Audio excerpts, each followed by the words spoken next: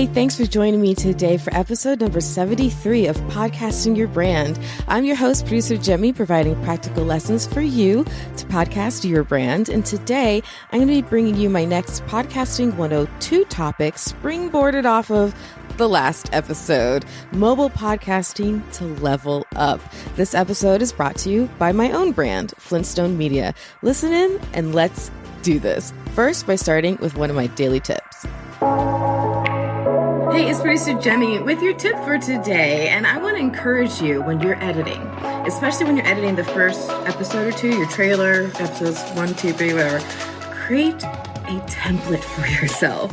With whichever DAW or editing platform that you use, create a template project file for your show. And then you're going to copy and paste it into a new project file for each and every single episode. But basically what this allows you to do is it cuts down your editing time. It cuts down the thinking time. You basically can just plop things where they go. So in that project file, you can have your intro music bed already pre-leveled and set. You can have any of your segment bumpers kind of set in there. You just have to slide them into place then. And your outro music, same thing. Your ads, all that kind of stuff. Just have them already set into a project file for yourself. So the only thing that really changes much from one episode to the other are the vocals. So then at that point, all you have to do is edit the vocals and then drop them in where they are supposed to go. So come back here for more tips every single day. I'm Podcasting Your Brand. I'm producer Jaime.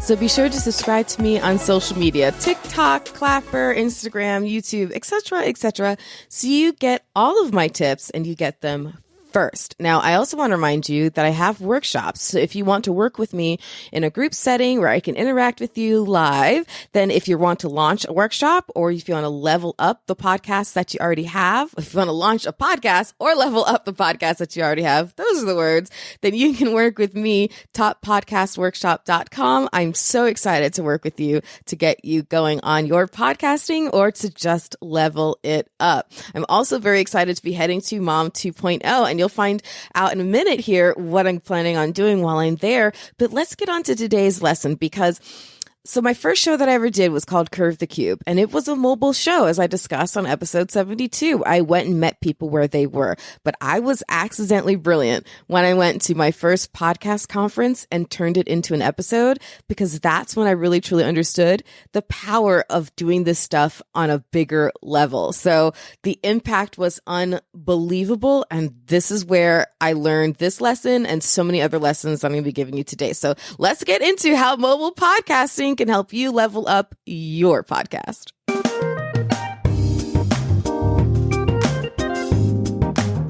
So as I discussed on episode 72, mobile podcasting can be a phenomenal way just to add something new and different to the scope of your show, or to do a show that stands out differently from all the other shows because everybody else is only recording virtually. So if you can record mobile, whether it's once in a while or all the time, try to do it. Definitely go for it. And if you are unsure of the reasons why this is so exciting and great, go back to episode 72 and check that out. But what is something I didn't really highlight enough is that when you're doing mobile podcasting, you're able to take advantage of the space in real time. And you can't do that when you're connecting virtually. Like I might be able to mention, a plant or something on the wall that I see over my guest's head.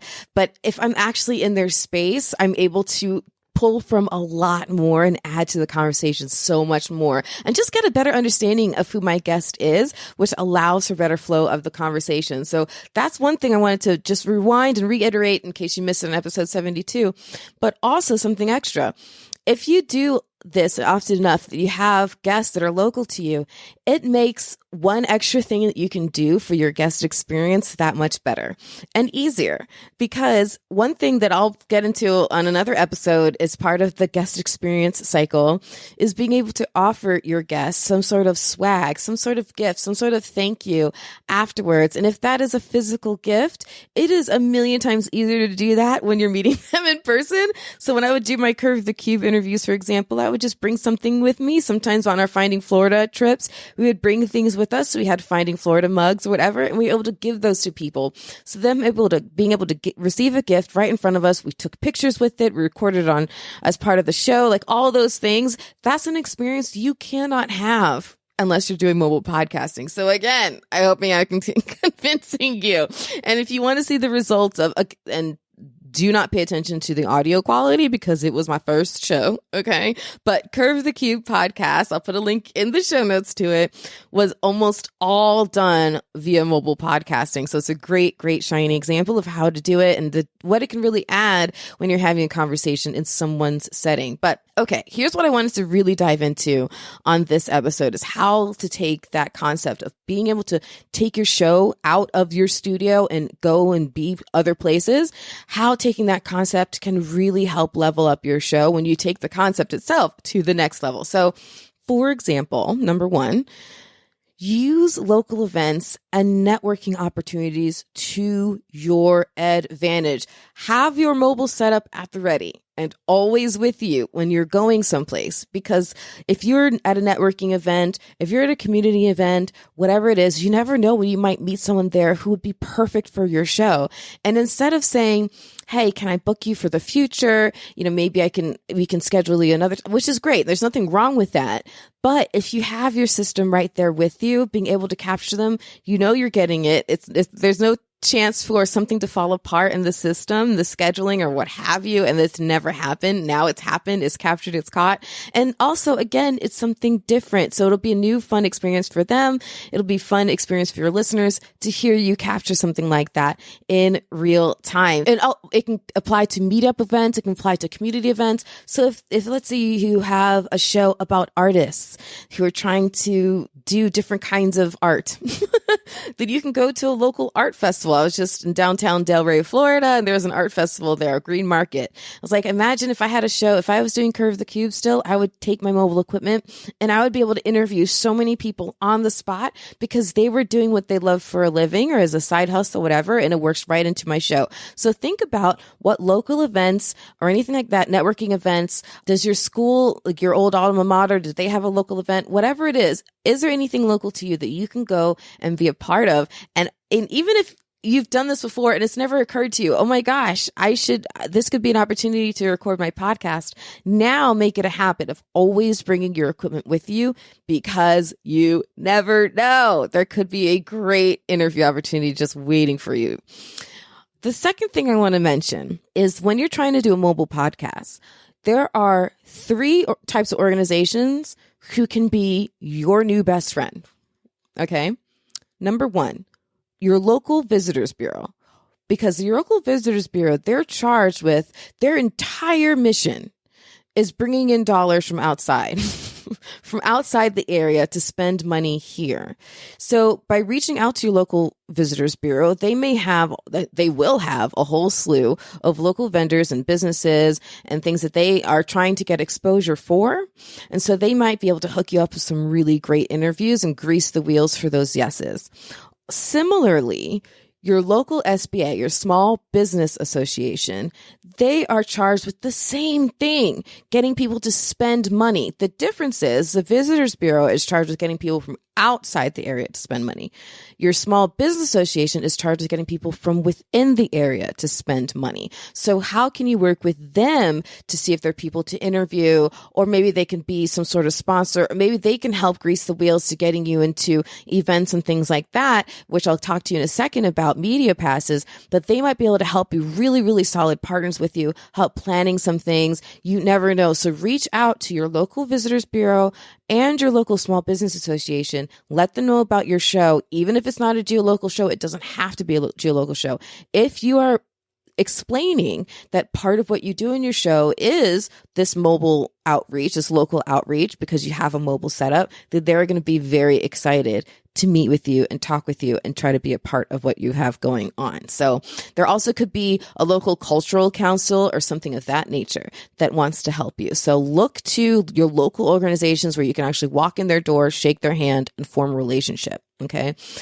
So that was our visitors bureaus and small business associations. But I said that there were 3. The third, your local media, your local radio. So it's radio, newspapers, magazines, bloggers, all those kinds of things. Because again, even if your show isn't geolocal, even if your show isn't specifically highlighting your town, your area, these people will still want to talk to you because you are local. You are a story. So if you're doing something awesome in podcasting, then your local newspaper will want to talk to you about it. And what's great is by having this relationship with your local media, I've been reached out to now because I formed a relationship with them in the past. I've been reached out to have a quote put into an article. I never would have known that they were even writing this article in order to put myself into it, to pitch myself as a contributing, quote person. But I had reached out to them before. We had done an article together before. So I was on their roster of people to reach out to if they were ever doing a feature story on podcasting, media, mobile devices, anything like that. So reach out to your local media, get involved with them, because then if they're ever doing a story, you can be a great resource and contributing a quote to that story. And now you're getting free publicity on all of their platforms. So visitors bureaus, small business associations, and your local media.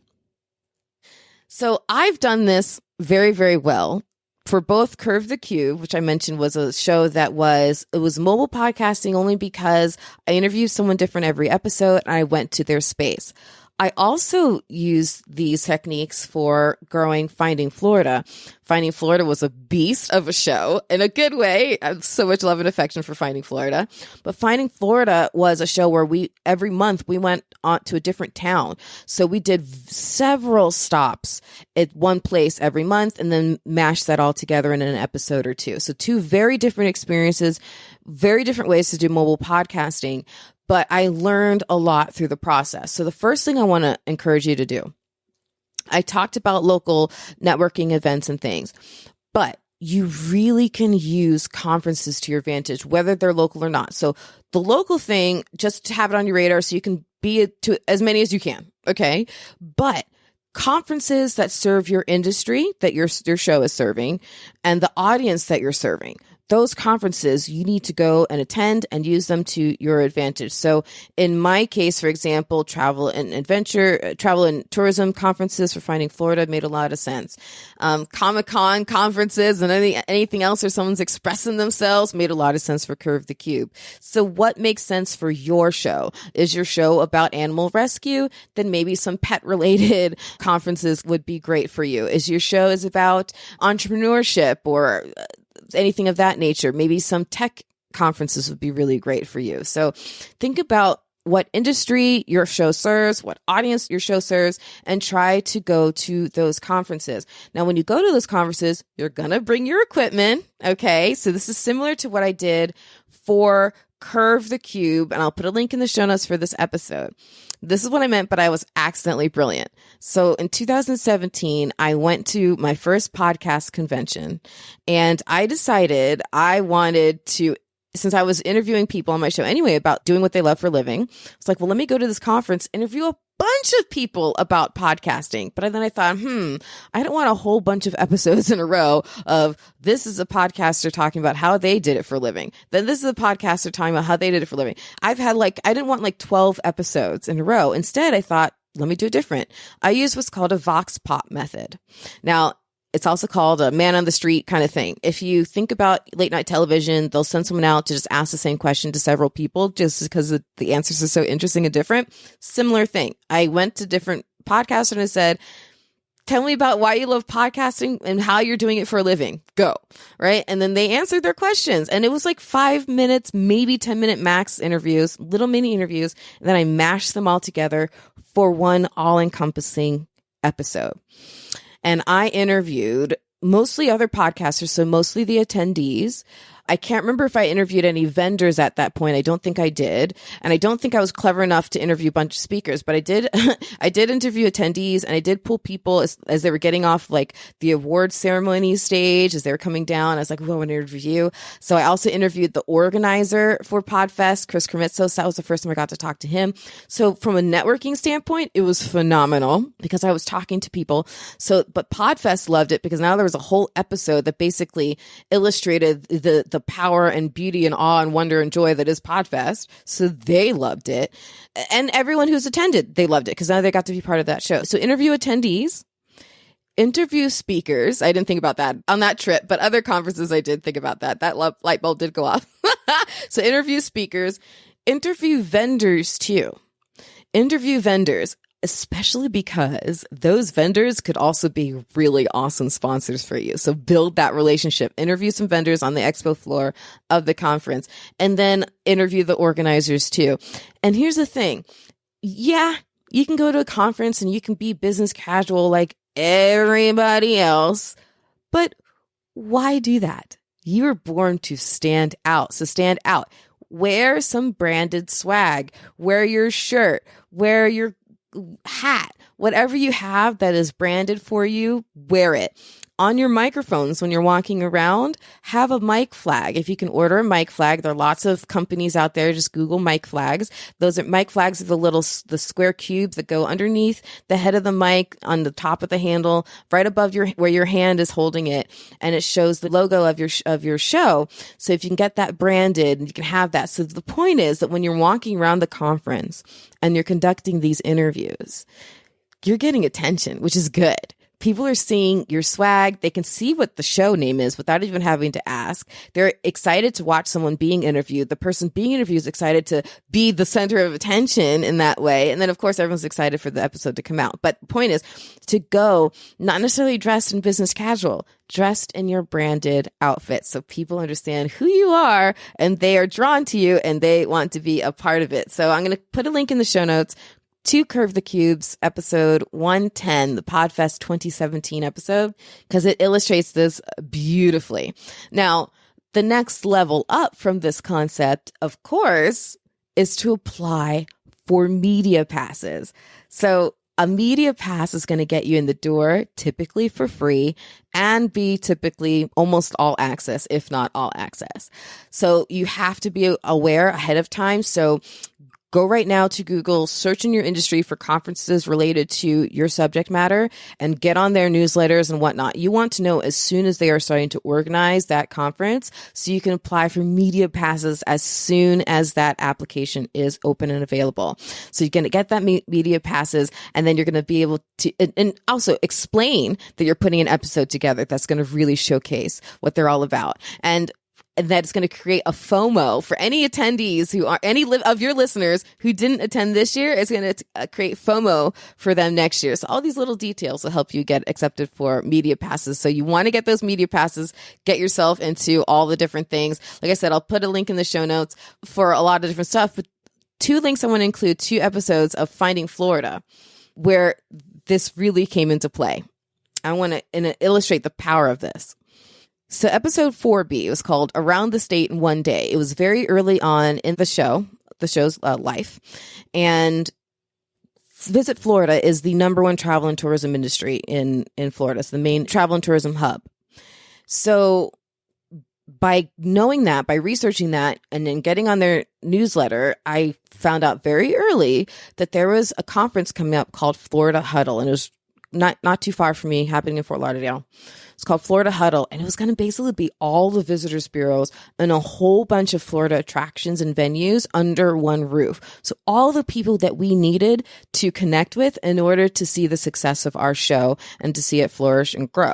So, of course, we wanted to not only go, I'm turning this to Dr. Seuss rhyme, I didn't mean to. Of course, we not only wanted to go, but we wanted to get media passes, So we got media passes, and it was great because we got to interview a representative from like 12 or 13 different visitors bureaus. And each of those interviews lent itself, parlayed itself, and grew itself into a future episode. And they were so excited to work with us because they got the experience of being interviewed on our show. They got to see that we're professional, but we're also fun, and that we have a big vision, and we're going to do a lot of good stuff, and that we get it. We're trying to bring in tourism dollars, or trying to talk about the town, what makes people want to come in, like they got it, right? It was illustrated right then and there at the Florida Huddle conference, which then made every single opportunity an attempt by us to work with them to do a future episode and an adventure in Daytona or Tampa or Sarasota or whatever, gonna grease those wheels, and we were in. So easy peasy. And again, we got media passes for that, which made it even better. And then the other one I want to mention that we also got media passes for is a little bit later in the life of Finding Florida. This is episode 16B, but I'll put it in the show notes. In case you're wondering, why is it 16B? We were experimenting at the time. To side note, we were experimenting at the time. Each adventure had a preview episode, so we would talk about where we were going before we went, and it was a lot of fun. Well, some of my favorite stuff is in those, but we would call those the A episodes, and the adventures the B and sometimes C episodes. So 16B. We eventually dropped this name designation, but 16B was the adventure episode. But anyways, we went to the Miami International Boat Show. We got invited, okay? And so we got media passes. So we were able to go around and talk to all kinds of people and record, essentially. And they knew that we were going to be putting together an episode about the Miami Boat Show, right? They loved it. The organizer was all about it. But here's what was awesome. So one of the first people we saw was Freedom Boat Club. Okay. Now, Freedom Boat Club is pretty well known down here in Florida. You don't have to own a boat. You just pay a membership fee. They own the boats. They pay the dock fees, do the maintenance, all that stuff. When you want to go out on the water, you just go over there and they lend you a boat for the day. Right. And so it's really great. So Freedom Boat Club. So I wanted to interview them.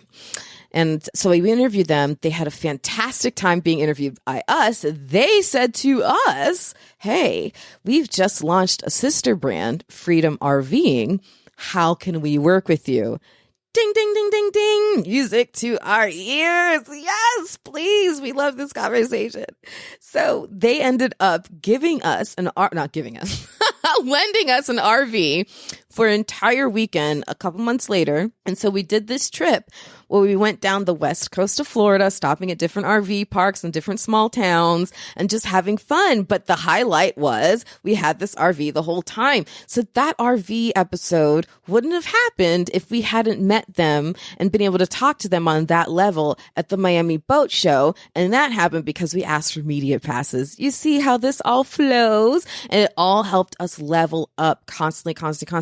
It helped us get our word out, networking to the max, relationship building to the max. It just brought everything up another notch. So both episode 4B and 16B of Finding Florida will be linked in the show notes for you as well, because they're great illustrations of how all this can be done. But essentially how it works is getting to know what conferences are out there. So both what's local to you, what conferences, events, all those kind of opportunities. Then what's industry-based and audience-based, what's out there that you would be willing to travel to, and getting those on your calendar. And then applying for media passes, okay? But then also one more thing I want to add. Take some time before you go to the conference to take note of who the speakers are, what the schedule is, and that way you can know if there's anyone in particular you want to target to get on your show. And then also filling in some space so that you have time to mingle and mix, because you could end up randomly bumping into another great interview. So looking at the schedule for the conference before you attend. So, okay, number one, becoming aware of what's local and what conferences are happening. Then number two, attending and applying for media passes. And number three, planning that trip so that you can know what speakers are going to be happening, what vendors are going to be there, and you can try to interview the people that you want to interview, including the organizers. Then step four, just put together a really awesome episode and watch the relationship magic happen. Now let's end with one more of my daily tips. Be sure to subscribe to me on all the social medias, YouTube, TikTok, Clap. You get the idea. Subscribe to me on all the social media so you get all the tips and you get them first. I don't want anybody left behind. And if there's anything that you want me to address in particular on a tip or future episode, just email me, Jaime, Jaime, at flintstonemedia.com. And if you are using this show to help your show grow, let me know also by emailing me, and I'll put a little link to your show on podcastingyourbrand.com. Okay, this is producer Jaime signing off for now, but remember, there's nothing more powerful. I'm going to get it right one of these days. There's nothing more powerful than the sound of your voice. So turn that mic on and come back next week, because next week we have Mark Ronick, who's going to be talking about using ChatGPT for streamlining and avoiding plagiarism. Super key and important when you're talking about protecting your content. And after that, Sean Savage is joining in for using music in your podcasting. So keep on coming back, podcastingyourbrand.com. Right now, let's go check out my next daily tip. Hey, it is producer Jaime with your tip for today. Now, if you put out both a video and an audio version of your show, I want you just to keep this in mind. When a video version of your podcast is being consumed, the person who's watching it has both their eyes and their ears being hit with senses. That means that anything that they're visually seeing is distracting from any audio issues there may be. So you may not need to edit as much, but for the audio only consumer, you need to consider doing a little bit more editing. Now, this does not apply to any shows that are that need that live to drive feel, but if you do have a show that needs some editing, the audio only version doesn't have the visuals to distract it, so your consumer is hearing everything, so you need to edit that with a little bit heavier hand. Now, my next tip will help you cut down on your editing time, so you want to make sure you keep coming back and come back every day. Podcastingyourbrand.com. I'm producer Jaime.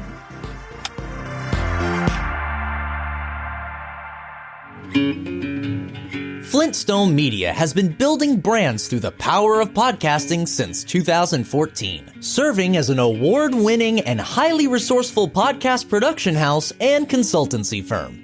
Work with producer Jaime, a leader in the podcast industry, and add a new podcast to your brand's content offerings. From show development and setup through recording and distribution, producer Jaime and her team will lend their experience launching dozens of successful podcasts and producing thousands of episodes, making creating your show a simple and easy turnkey process for you. Visit flintstonemedia.com for podcast samples. That's flintstonemedia.com.